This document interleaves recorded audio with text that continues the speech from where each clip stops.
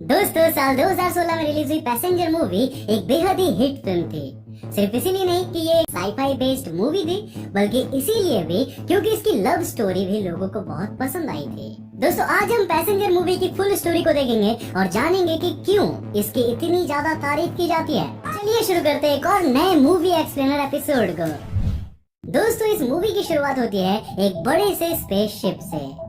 इस स्पेसशिप का नाम होता है द स्टारशिप एवेलॉन।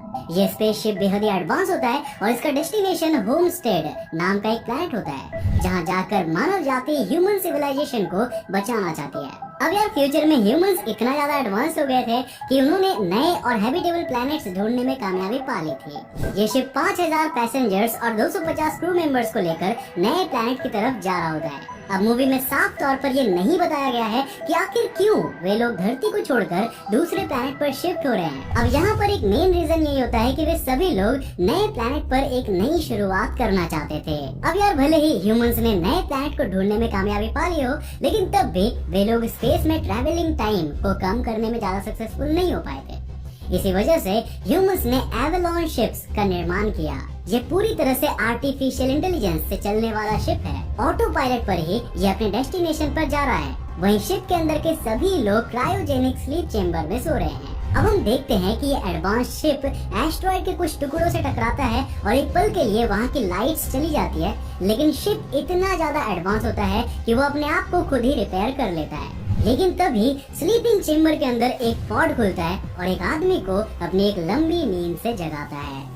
ये हमारी कहानी का मेन कैरेक्टर जिम प्रेस्टन है। उसकी आंखें खुलते ही शिप में मौजूद एआई उसका स्वागत करता है और उसे कहता है कि तुम पूरे 120 साल बाद जागे हो। इसके साथ ही एआई ये भी बताता है कि तुम 4 महीने बाद अपने नए प्लैनेट पर होगे। इन 4 महीनों में तुम शिप के दूसरे पैसेंजर से मिल सकते हो और शिप की बाकी सुविधाओं। लंबी नींद के बाद जिम बेहद थक जाता है, इसीलिए वो अपने रूम में जाकर सो जाता है। अब अगले दिन तैयार होकर वो अपने शिप में मौजूद सभी साथियों से मिलने के लिए जाता है, लेकिन वहाँ उसे कोई नहीं दिखता। वो हर रूम और हर डिवीजन में जाकर चेक करता है, लेकिन उसे कोई भी इंसान नहीं दिखता। अब अंत में जब वो स्लीपिंग चेम्बर में जाता है, तब उसे दिखता है कि सभी पैसेंजर्स अभी भी सो रहे हैं। वो तुरंत समझ जाता है कि कुछ तो गड़बड़ है। जिम क्रू मेंबर्स के स्लीपिंग चेम्बर में जाने की कोशिश करता है, लेकिन क्रू मेंबर्स का दरवाजा एक हाईटेक दरवाजे से लॉक्ड होता है और किसी भी पैसेंजर को वहाँ जाने की इजाजत नहीं होती है। अब इसके बाद जिम एआई से पूछता है कि आखिर हम कहाँ पर हैं। तब एआई उसे बताता है कि अभी हम जर्नी के बीच में ही हैं और आने वाले 90 साल बाद अपने नए प्लैनेट पर पहुंचेंगे। ये पूरी जर्नी 120 साल की है और अभी एवेलॉन शिप को शुरू हुए केवल 30 साल ही हुए हैं। अब जिम को समझ में आ जाता है कि वो वक्त से पहले ही जाग गया है। वो स्लीपिंग चेम्बर में एक बार फिर से सोने की कोशिश करता है, लेकिन उसे कोई भी आइडिया नहीं होता कि उसे ठीक कैसे किया जाए। वो धरती पर अपने परेशानी की एक रिकॉर्डिंग भी भेजता है, लेकिन एआई उसे बताता है कि धरती से वापस शिप तक मैसेज आने में 55 साल का समय लग जाएगा। अब यार, पूरे दुख के साथ जिम शिप में घूमने लगता है और तभी एक बार में उसे एक इंसान दिखता है। अब खुश होकर जिम उसके पास जाता है, लेकिन पास जाने पर पता चलता है कि वो तो बस एक रोबोट है। अब इस रोबोट का नाम आर्थर होता है। जिम एक मैकेनिक होता है। वो एआई की मदद से स्लीपिंग पॉड्स के डिजाइन निकाल लेता है और उसे ठीक करने की कोशिश करता है, लेकिन वो पॉड ठीक नहीं होता। अब अंत में वो उस रूम में जाने की बहुत कोशिश करता है जहाँ शिप का क्रू मेंबर सोया हुआ है। सब कुछ करने के बाद भी वो दरवाजा नहीं टूटता। अब भाई लोग, जिम पूरी तरह से शिप पर अकेला फंस गया है। वो बुरी तरह से डिप्रेस्ड हो जाता है, लेकिन बार में काम करने वाले रोबोट आर्थर उससे कहता है कि आप एक बेहद ही लग्जरियस शिप पर है, तो क्यों ना यहाँ की हर आलीशान चीज का लुत्फ उठाया जाए। अब जिम भाई साहब भी ये सुनकर शिप में मौजूद हर एक चीज को ट्राई करने लगता है। लेकिन यार, एक बात बताओ, एक आदमी आखिर कितनी ही देर तक ये सारी चीजें कर पाएगा। जिम अकेले शिप पर कई महीनों तक फंसा रहता है। वो बुरी तरह से डिप्रेस्ड हो जाता है। अब एक पल के लिए वो स्पेस में कूदकर सुसाइड करने के लिए भी रेडी हो जाता है, लेकिन एंड मोमेंट पर अपने आप को रोक लेता है। जिम एक बार फिर से स्लीपिंग पॉड्स के पास जाता है और वहाँ उसकी नजर एक पर्टिकुलर स्लीपिंग पॉड पर पड़ती है। इस पॉड में एक बेहद ही खूबसूरत लड़की सोई होती है।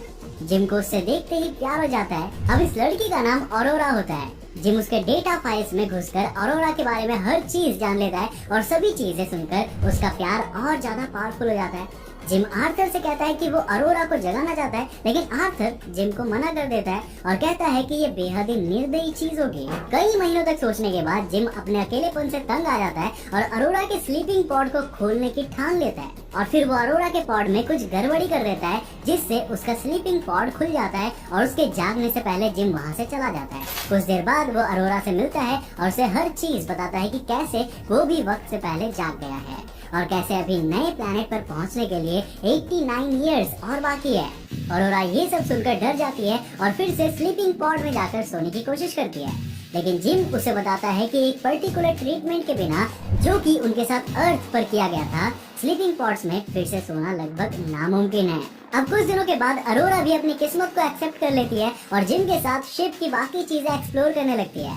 धीरे धीरे जैसे जिम अरोरा से प्यार करने लगता था, वैसे ही अरोरा भी जिम से प्यार करने लगती है। अब यहाँ जिम आर्थर से प्रॉमिस करवाता है कि वो अरोरा को कभी भी सच्चाई नहीं बताएगा कि जिम ने ही अरोरा को जगाया है। अरोरा, जो कि एक राइटर होती है, शिप में अपनी लाइफ के बारे में लिखना शुरू करती है और जिम के साथ और क्लोज होने लगती है। अब फाइनली एक दिन जिम डिसाइड करता है कि वो अरोरा को प्रपोज करेगा। अरोरा आर्थर के साथ बार में बैठी रहती है, जहाँ वो आर्थर को बताती है कि जिम और मेरे बीच कोई भी सीक्रेट नहीं है। तब आर्थर अरोरा से कहता है कि फिर तो तुम्हें पता ही होगा कि जिम ने जानबूझकर तुम्हें स्लीपिंग पॉड से जगाया था। और भाई यहीं पर बवाल मच जाता है।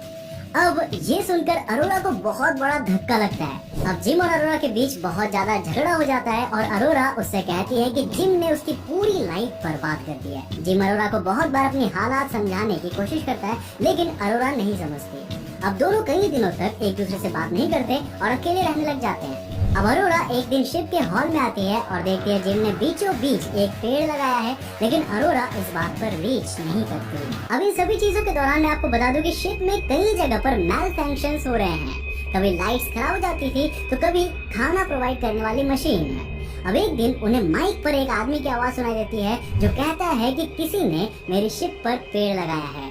अब ये सुनकर अरोरा और जिम भागते हुए हॉल में आते हैं और शिप के कैप्टन मंगूजो से मिलते हैं। मंगूजो का स्लीपिंग चेम्बर भी किसी तकनीकी खराबी की वजह से खुल जाता है। अब क्योंकि वो शिप का कैप्टन होता है, इसलिए उसे शिप के हर कोने में जाने की परमिशन होती है। इसलिए वो हर पॉड्स और शिप के हर सेक्शन की इन्वेस्टिगेशन करता है। मंगूजो एक लंबी नींद के बाद जागा होता है, इसलिए उसका शरीर काफी कमजोर होता है, इसलिए वो जाकर अपने कैबिन में सो जाता है। अब उस रात एक और मैल फंक्शंस की वजह से पूरे शिप की आर्टिफिशियल ग्रेविटी बंद हो जाती है और सभी लोग हवा में उड़ने लगते हैं। अरोरा तो यहाँ पर मरते मरते बचती है।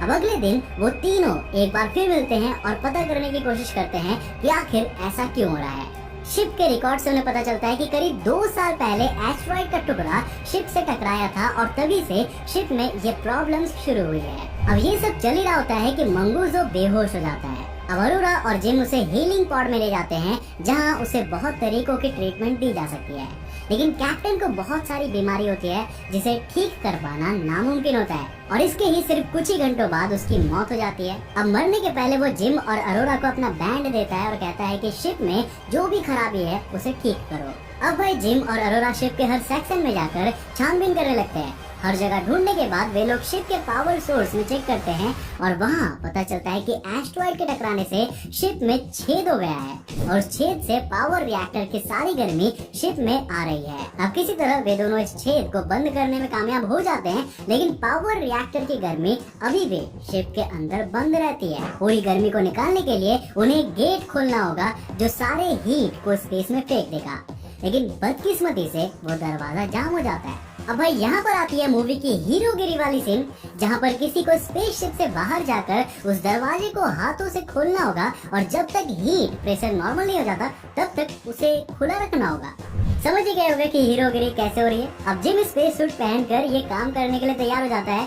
अब जाने से पहले अरोरा उससे कहती है कि तुम्हें जिंदा वापिस आना होगा भाई, मतलब भाई नहीं, जो भी है। अब जिम एक बड़े से स्टील के ब्लॉक को शील्ड बनाकर उस मेन डोर को खोलने में कामयाब हो जाता है। अरोरा एक स्विच दबाकर शिप के अंदर की सारी हीट स्पेस में छोड़ देती है। अब हीट वेव का पूरा प्रेशर जिम झेलता है, जैसा अपना जैक भैया भी टाइटैनिक में झेले थे। देख लो भाई, हम लड़के हैं ना, हमारे साथ ऐसा ही हो। लेकिन अंत में उसके तेज प्रेशर की वजह से वो भी स्पेस में दूर फ्लोट करने लग जाता है और जिस धागे ने उसे शिप से कनेक्ट करके रखा था वो भी टूट जाता है। अब यहाँ आता है मूवी का एक और हीरोगिरी वाला सीन। जहाँ पर हमारी अरोरा सूट पहनकर जिम को बचाने निकलती है और उसे टूटे हुए धागे को पकड़कर जिम को शिप के अंदर लाने में सफल हो जाती है। लेकिन जिम के सांसें नहीं चल रही होती है, वो मर चुका होता है।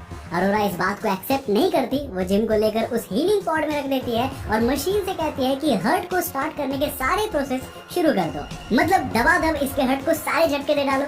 और आपको बिलीव नहीं होगा, वो मशीन जिम को जिंदा करने में कामयाब हो जाता है और जिम और अरोरा एक बार फिर से साथ आ जाते हैं। अब हीट प्रेशर बाहर निकलने की वजह से शिप पहले की तरह नॉर्मल हो जाता है। कुछ दिनों बाद जिम अरोरा को बताता है कि उसने उस हीलिंग पॉड को इस तरह से डिजाइन कर दिया है कि कोई भी एक आदमी इसमें सोकर नए प्लैनेट तक पहुंच सकता है। लेकिन यार यहाँ अरोरा मना कर देती है और कहती है कि वो और जिम अब हमेशा के लिए शिप पर ही अपनी जिंदगी बिताएंगे। अब मूवी के दी एंड में हम लोग देखते हैं कि बाकी स्लीपिंग पॉड्स में से दूसरे पैसेंजर्स निकल कर आ रहे हैं और जब वे मेन हॉल में पहुंचते हैं तो देखते हैं कि वो पूरी तरह से पेड़ पौधों और जानवरों से घिरा हुआ है। अरोरा की लिखी हुई बुक से उन्हें पता चल जाता है कि कैसे जिम और उसने शिप को और उसके बाकी क्रू मेंबर्स को बचाया था और अंत में सब खुशी खुशी अपने प्लेनेट पहुंच ही जाते होंगे। बाकी यार यहीं पर मूवी एंड हो जाती है।